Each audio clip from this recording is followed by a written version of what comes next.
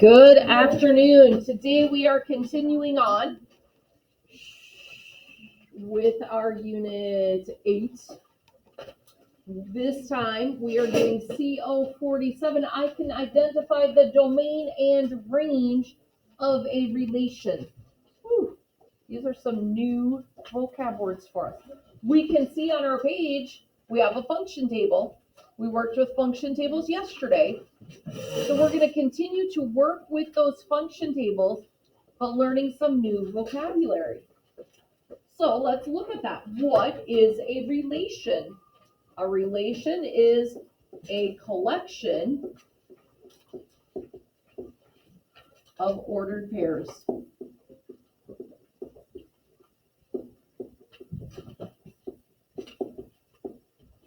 And we can get those ordered pairs from the table or graph.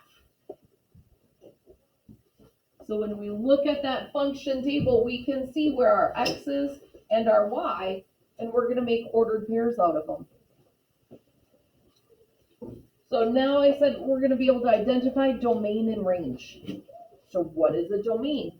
The domain are the x values of a relation.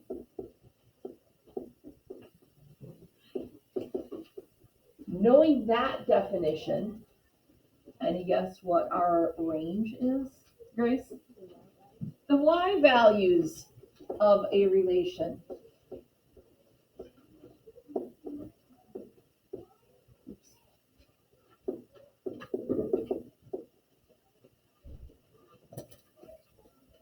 So we're going to discuss relations in two forms. We're going to write the domain and range of each. So we're going to look at it from the table with our XY table, and we're going to look at the graphs on the coordinate plane. So we're going to be able to find those XY, the range and domain, the X's and the Y's from a table, which is the easiest. And then we're going to look at the graphs and how we find that on the graph. So if I look at my XY table, you can tell me what my domain is. Lucas? Mm-hmm. What is it? Again, what am I going to write down? Which numbers? Tell me what numbers to write, Lucas. 10. Oh, I'm sorry, what? -10. There we go. So when we have our table, your domain are the actual numbers listed for X, and you have to write them. And if it's a negative, you have to put the negative because it makes a difference on our graph. So you have to list all of those X's. For our range, for this table, what would I list? Fiona? -3, 0, 8, 2, and -1. So you just list all of the Y's. Peyton, are you following along? Did you write it? So the function table, it's a lot easier to write our domains and ranges because you just have to write down everything in the X for the domain, everything in the Y for the range. The coordinate plane is a little bit more to it. So I'm going to erase and move it up so we can see this better because we're going to learn something new. Love teaching something new.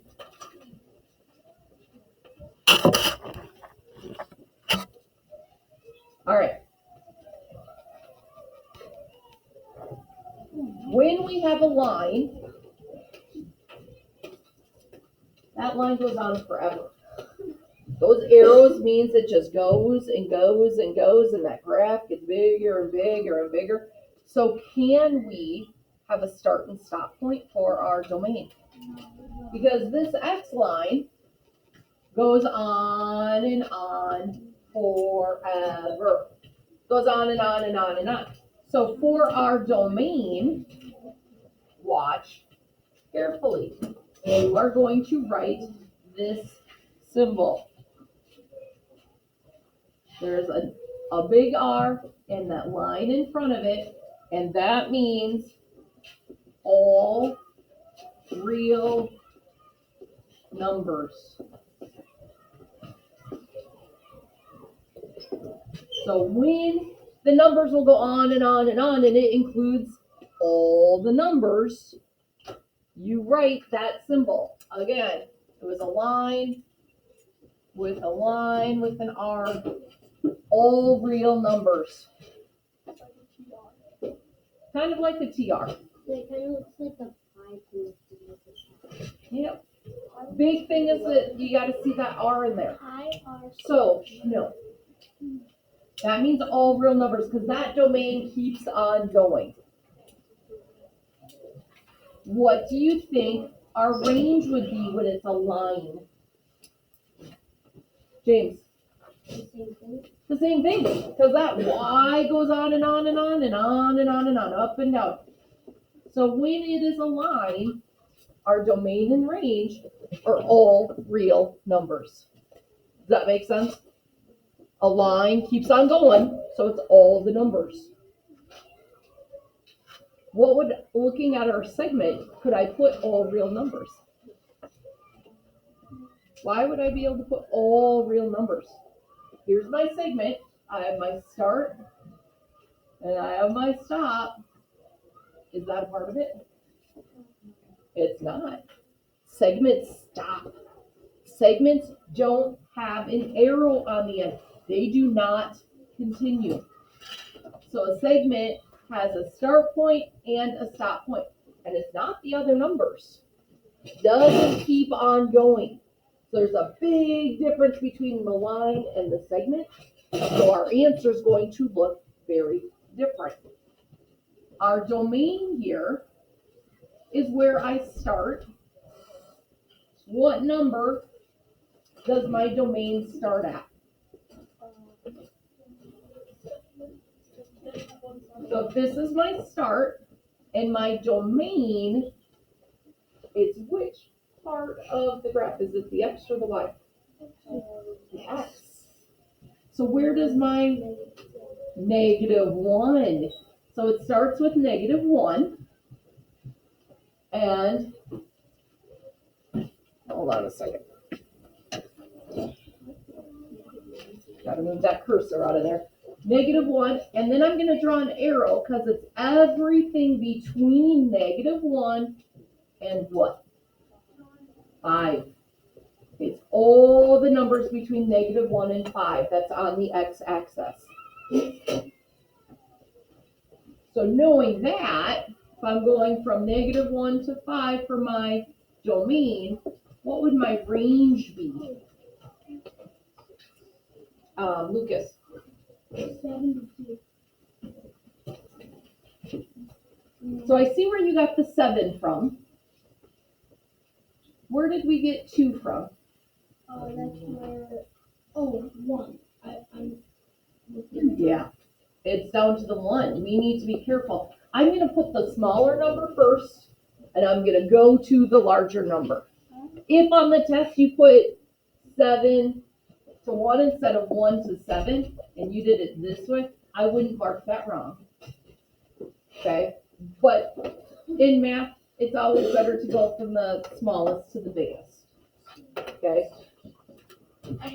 Does that make sense? We're going to work with it a little bit to really make sure we're understanding it. So let's look at the bottom. So we're going to be writing domains and ranges, and we're going to remember the difference between a line that goes on forever and a segment which has end points. We're going to do one together, and then I'm going to show you how we do the back page.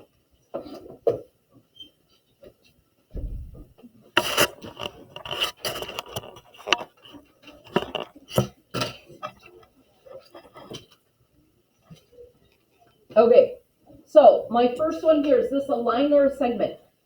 Segment. It's a segment. I don't see any arrows on the end. So if you don't see arrows, you know there's a start and a stop. My second one, line or segment? Line, there are arrows. Lines, domains, and ranges always look the same.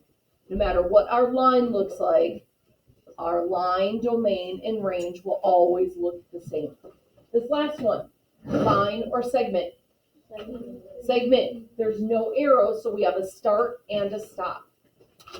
So we're not going to practice that middle one because you should know how to do that. We already showed us what it looks like up top. So let's look at this segment right here. What would my domain be for this segment? Madden? -4 to 5. How did you get that, Madden? Because lower number is -4, and that's where the segment starts. We're looking at the x value, and it's the smaller number, and then that x value ends where, Madden? 5. At the 5. So I have -4, arrow, because it's all the numbers in between. So it's not -4, comma 5. We want all the numbers in between -4 to 5. So we draw that arrow to show it's all the numbers in between -4 and 5. So that's not a very good arrow. So what is my range? Lakely. How did you get 1 to 3? Yeah, my first endpoint, I look at my y, it starts at 1, and it ends at where? The 3. I'm going up to the 3, so I go 1 to 3. So if it's a line, always going to be all real numbers. Always, always, always for the line. Lines go on forever, so it's all the numbers. Our segments, we have to really stop and think, what are my x values? What's the starting x value? What's the stopping x value? That's our domain. What's the starting y value? What's the stopping y value? That's our range. Let's look at our next page. It's a little bit different.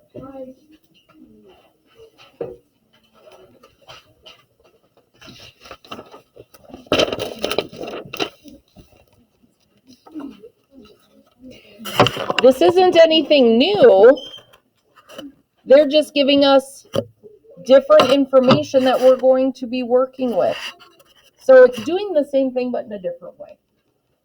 So it says make a table, XY table, or graph with the given domain range. How do I know if I'm going to make a function table or if I'm going to draw a graph? How would I know?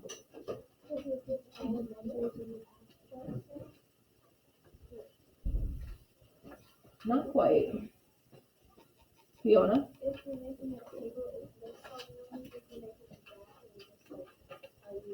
It's got the arrows, right? That's exactly right, Fiona. If we're going to make a graph, we're going to look at the numbers that it gives us for our x's and our y's. That's how we know it's going to be that. Did I say graph? I meant table. We're making a function table. It gives us the x and the y's, the specific numbers. If we have to make a graph, we're going to see something like that. And I'm going to show you what that means with what we just wrote. So let's look at this first one. We know it's going to be a table. So I've got my x, I've got my y, I've got 1, 2, 3, 4, 5 x's. So I need 5 spots. I know my first x is -4, -1, 6, 0, 2. I'm going to go in that same order for my range. 3, -4, 6, 10, -1. Does that make sense? Function tables are definitely easier with the domain and range. You just have to know when you see that every single number is listed out, it's going to be a function table. Now let's look at what it means when we have something like this, with the X and the Y in the middle.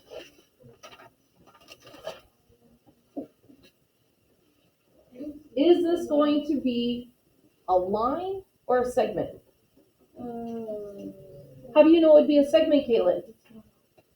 It's not all real numbers. We know it's a line if we see the all real number symbol. If it's not listed as all real numbers, we know it's going to be a segment. Okay, so I don't see on this page any all real numbers. They are all segments. So I'm going to draw my X and Y axes. I know my domain is X. That's my starting X and my stopping X. My range is my starting Y and my, oops, what am I thinking? My stopping Y. Right? So this is my starting. This is my stopping. So when I look at my X and Y axes, I'm starting at negative 3x. So I know that's going to be about here, and a positive 2y. So I'm going to put it about there. I don't have to be precise and specific, but I can if I want. I could put my marks out. So I know, okay, move it up just a little bit. All right, starting. Now I'm looking at my stopping is a 5, 4. So I'm going to go up 5, up 4. So it's going to be about there. And it's a segment, so I just connect it. Not putting arrows on it. I draw my point, I find where my point would be, and I connect it. I know it's going to start in that second quadrant because my second quadrant has a negative X and a positive Y. Negative X, positive Y. I know it's going to start over here. I know it's going to end in that first quadrant because I have a positive X, positive Y. Positive X, positive Y. Can you wait until we're done? If I had a negative X, negative Y, I know I would be down in this third quadrant. And if it was a positive X, negative Y, I know I would be in the fourth quadrant. So that's kind of how I know where my starting and stopping points will be at to make sure my line's going the right way. Or sorry, my segment is going the correct way. How do we feel about that? Do you want to try one more? Yes. Okay. If you don't need it, you can work quietly. But we're going to do one more domain and range for those that would like it. I'm not going to do the function table because the function table, you should be able to fill those in. But let's look at this domain and range. Grayson, where would I start? So you go with the positive 1. So X would be 1. What would my Y be? 2. 2. So I'm going to put my first point at 1, 2. Because I looked up here and I saw it started at the 1, 2. Where is it going to end? At what point? Ben? 4, 5. 4, 5. So I'm going to go out 3, 4 for the X. My 5 is the Y. Well, that's my segment. So I started at 1, 2, and I ended at 4, 5. Oh, okay. So look at your starting point. is that first domain in range. Your ending point is the last domain in range. And then you connect both points. No arrows. It does not say all real numbers, so do not put arrows on the end. This is a segment, point to point, and we stop. Any questions? Okay, working quietly on this. If you finish before class time is done, make sure you have your math packet turned in. It is due today. Practice your stations of the cross. I got a lot of people checked off on stations of the cross from the purple group because they had some extra work time. So, math packet, stations of the cross, and then it's silent work time. You can work on your social studies chapter comprehension page. You can work silently on some of the poetry stuff from Mrs. Gregory. Silent work time. Will? Once I close up, yes. Jude, do you still need to pass? Yeah.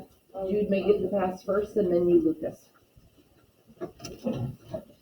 I still have this recording. If you are watching this at home, I hope you are well, and I hope to see you soon. Have a wonderful day.